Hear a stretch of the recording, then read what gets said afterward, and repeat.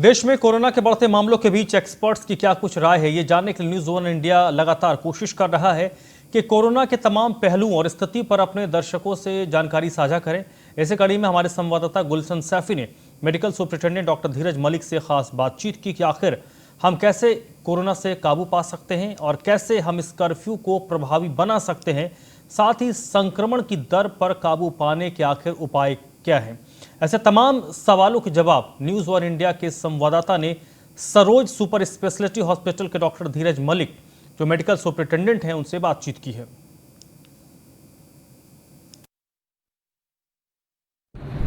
इस वक्त news one India के कैमरे पर डॉक्टर धीरज मलिक और हम पहलू और सिलसिलेवार जांच रहे हैं कि आखिर दिल्ली में जो संक्रमण की दर 22,000 24,000 लगातार बनी हुई है, आखिर इसके पीछे क्या वजह है। क्या लॉकडाउन कारगर है या लोगों को क्या क्या सावधानियां रखनी चाहिए, ऐसे तमाम पहलुओं पर आज हम बात करेंगे। डॉक्टर साहब, आपका बहुत बहुत स्वागत, आपने हमारे लिए समय निकाला। डॉक्टर साहब, पहला सवाल रहेगा कि जो ये लॉकडाउन है, क्या ये संक्रमण की दर को रोकने में सक्सेस रहा है?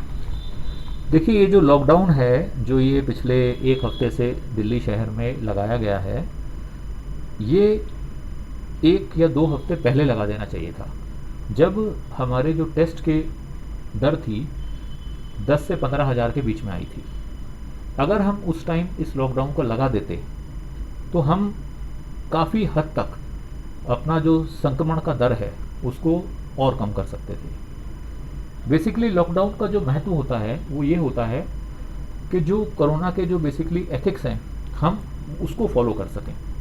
हमने क्या करना है, हमने लोगों को एक जगह पे इकट्ठे होने नहीं देना है। इसका मतलब कि हम एक सोशल डिस्टेंसिंग के उसको फॉलो कर रहे हैं। दूसरा, कोरोना और ये जो बीमारी है, ये फैलती कैसे हैं। जब हम डिस्टेंस फॉलो नहीं करेंगे, हम मास्क नहीं लगाएंगे, हम जो बेसिकली एथिक्स हैं इसके, इनसे दूरी बनाएंगे, तो ये बीमारी घर घर में फैलेगी। तो सब वर्तमान स्थिति जो है, इसको आप किस नज़रिए से देखते हैं कि संक्रमण दर 37% है, लगातार 22,000 से नीचे हम अभी तक आ नहीं पाए लॉकडाउन के बावजूद भी, और लॉकडाउन भी बीते शनिवार से, अगर हम माने एक दिन का अगर हम अपवाद छोड़ दें तो बीते शनिवार से लॉकडाउन भी है। तो ऐसे में क्या स्थिति नियंत्रण क्यों नहीं हो पा रही, क्या वजह मानते हैं? देखिए, बेसिकली वायरस का एक साइकिल होता है 13 से 14 दिन का। अब जो लोग संक्रमित हो चुके हैं एक बार इस वायरस से, अब वो बेसिकली सब अपने घरों में बैठे हैं, ठीक है। तो कहीं ना कहीं वो अपने जो परिवार वाले हैं या अपने नियर हैं या उनके जो डियर हैं, कहीं ना कहीं उनको भी वो संक्रमण दे रहे हैं। मिनिमम इस संक्रमण की चेन को ब्रेक करने के लिए हमें कम से कम 15 से 20 दिन का समय चाहिए, जो हम इस लॉकडाउन के द्वारा निकाल सकते हैं।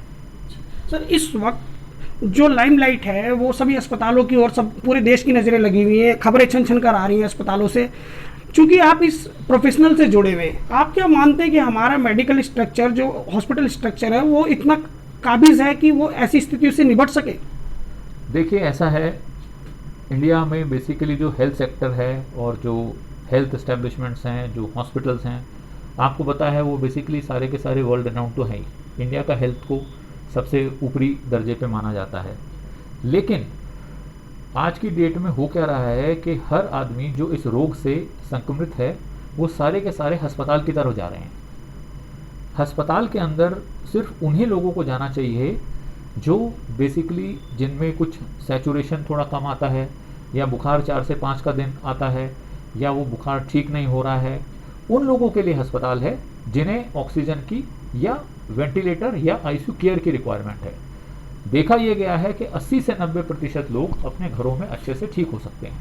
लेकिन अब हुआ क्या है कि इस संक्रमण से पैनिक इतना फैल चुका है कि हर आदमी ये चाह रहा है कि मैं किसी ना किसी तरीके से अस्पताल में भर्ती हो जाऊं। अच्छा सर, हमारी शुरुआत हुई 11% से, आज हम 37% संक्रमण पे हैं और मौतें भी 357 के करीब हो रही हैं। रिकवरी रेट भी लगातार घटा है, पहले हम 98%, 99% तक का हमने आंकड़ा छुआ है, आज वही 90% से नीचे आ गया। क्या वजह मानते हैं कि चूक कहाँ रही?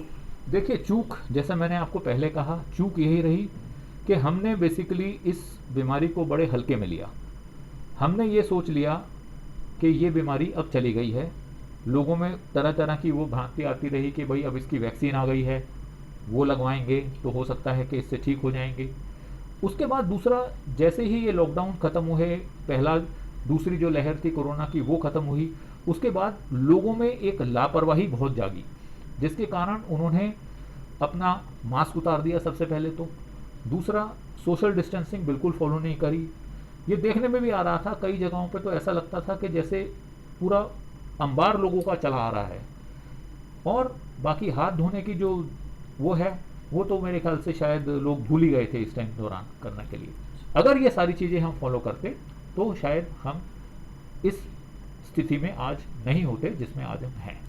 तो सर मेरा एक आखिरी सवाल रहेगा, दिल्ली वासी और देशवासियों के लिए एक एक्सपर्ट होने के नाते इस पैंडेमिक टाइम में आपकी ओर से क्या राय है? देखिए, मेरी राय तो ये है कि सबसे पहले अगर किसी को ये रोग हो जाता है तो संयम बरतें। दूसरा, एक बात मैं बहुत कहना चाहूँगा, व्हाट्सएप के ऊपर जितनी भी चीज़ें चल रही हैं उन चीज़ों को ना पढ़ें, उन चीज़ों पे विश्वास ना करें। अगर आपको ये रोग हो भी जाता है तो कम से कम किसी अच्छे डॉक्टर या जो अस्पताल के अंदर ओपीडी में जाके किसी की राय लें और जैसे उसकी राय है उस चीज़ को फॉलो करें।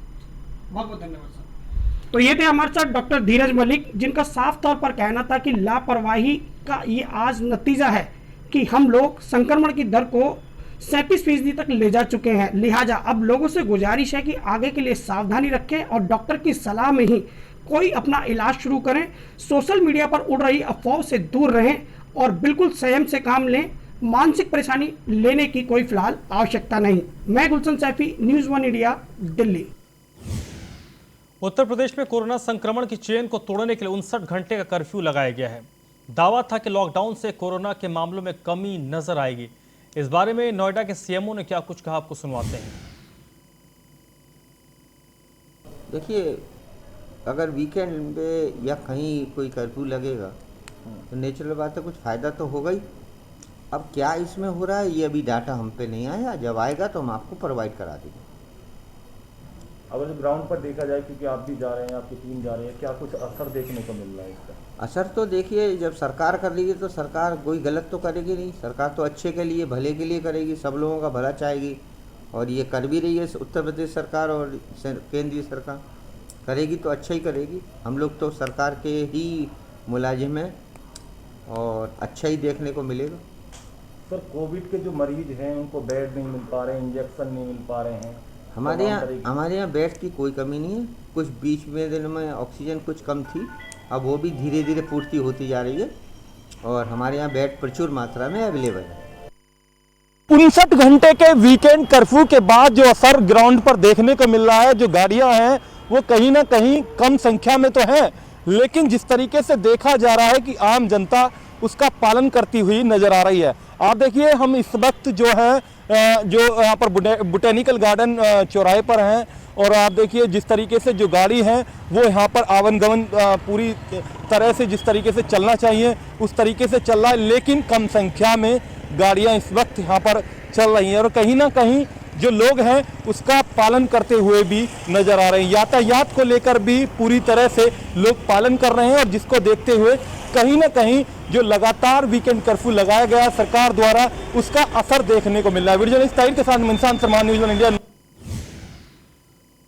कानपुर जिले में लगातार एक्टिव केस में बढ़ोतरी हो रही है। मौत का आंकड़ा भी दिन प्रतिदिन बढ़ रहा है। न्यूज़ 1 इंडिया की टीम ने एक रियलिटी चेक के लिए कानपुर के उर्सला हॉस्पिटल पहुंची, जहां पर सीएमओ कानपुर नगर के गेट का दरवाजा बंद था और सीएमओ नदारद मिले। तो आप समझ सकते हैं कि जब सीएमओ अपने दफ्तर में नहीं मौजूद होंगे तो आम जनता को कैसे स्वास्थ्य सुविधाएं मिलेंगी। अब ये बड़ा अहम है कि वीकेंड लॉकडाउन के बाद कानपुर में मौत का आंकड़ा और नए मामलों में लगाम लगी या नहीं। हमारे संवाददाता रमन गुप्ता की ये रिपोर्ट देखिए। कानपुर में लगातार कोरोना संक्रमण बढ़ता जा रहा है। लगातार आंकड़े कहीं ना कहीं डराने वाले सामने आ रहे हैं। 24 घंटे के अंदर कोरोना के 2000 से ज़्यादा मामले सामने आए, तबकि वीकेंड लॉकडाउन का असर कहीं ना कहीं कानपुर में बिल्कुल देखने को नहीं मिला। आप देख सकते हैं इस वक्त हम कानपुर के सीएमओ ऑफिस के बाहर खड़े हैं। कानपुर सीएमओ अनिल मिश्रा के ये ऑफिस है जहां पर वो बैठते थे, लेकिन जब से कोरोना लगातार बढ़ता जा रहा है इस ऑफिस में वो नहीं बैठ रहे हैं। न्यूज़ वन इंडिया की टीम सीएमओ ऑफिस के बाहर खड़ी है और आपको बता दें कि जब से कानपुर में कोरोना की स्थिति भयंकर होती जा रही है, कहीं ना कहीं जो आला अधिकारी हैं वो ना तो ऑफिसों में बैठ रहे हैं ना ही किसी का फ़ोन उठाते हैं।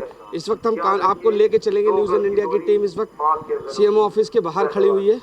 आपको मंदिर लेके जाते हैं, दिखाते हैं। यही वो ऑफिस है जहाँ पर सीएमओ कानपुर बैठते हैं। आप देख सकते हैं कि यहाँ अभी भी लोग मौजूद हैं, उनसे मिलने वाले अभी भी उनसे मिलने के लिए आए हुए हैं, लेकिन ऑफिस बंद पड़ा है। आप देख सकते हैं यही वो सीएमओ ऑफिस है।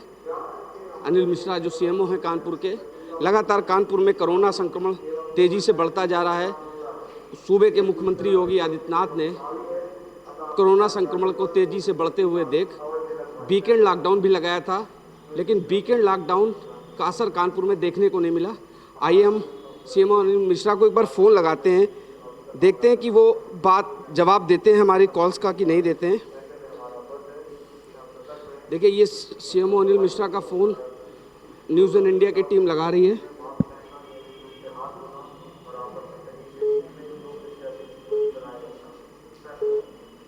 आपके द्वारा डायल किया गया नंबर। देखिए सीएमओ अनिल मिश्रा का जो फ़ोन है उसका कोई भी जवाब उन्होंने नहीं दिया। कॉल्स बेल गई, उनका फ़ोन फिर उन्होंने काट दिया, नॉट रीचेबल दिखा रहा है।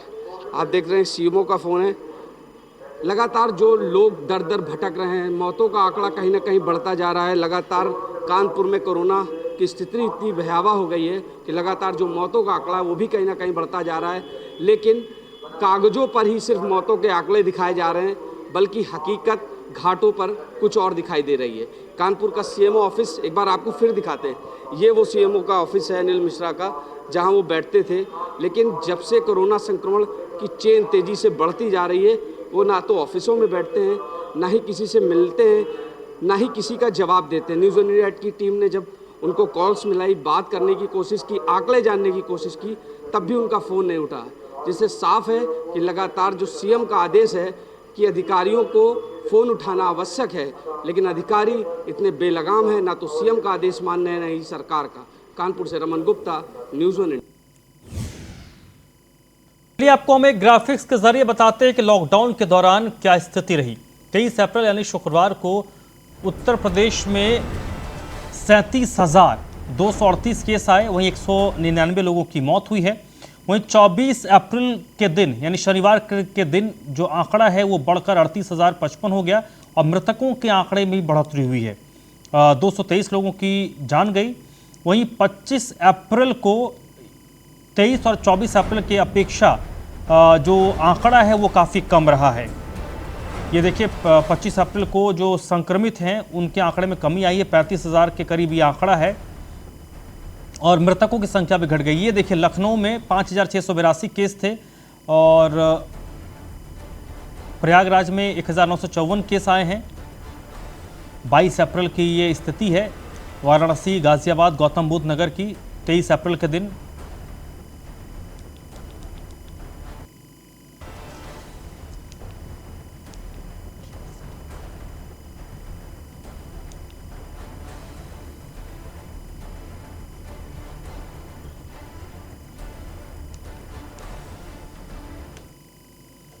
इस वक्त मेरे साथ डॉक्टर प्रतीक मिश्रा जुड़ चुके हैं, आरएमएल में प्रैक्टिस करते हैं। डॉक्टर साहब, सर सबसे पहले तो स्वागत है आपका।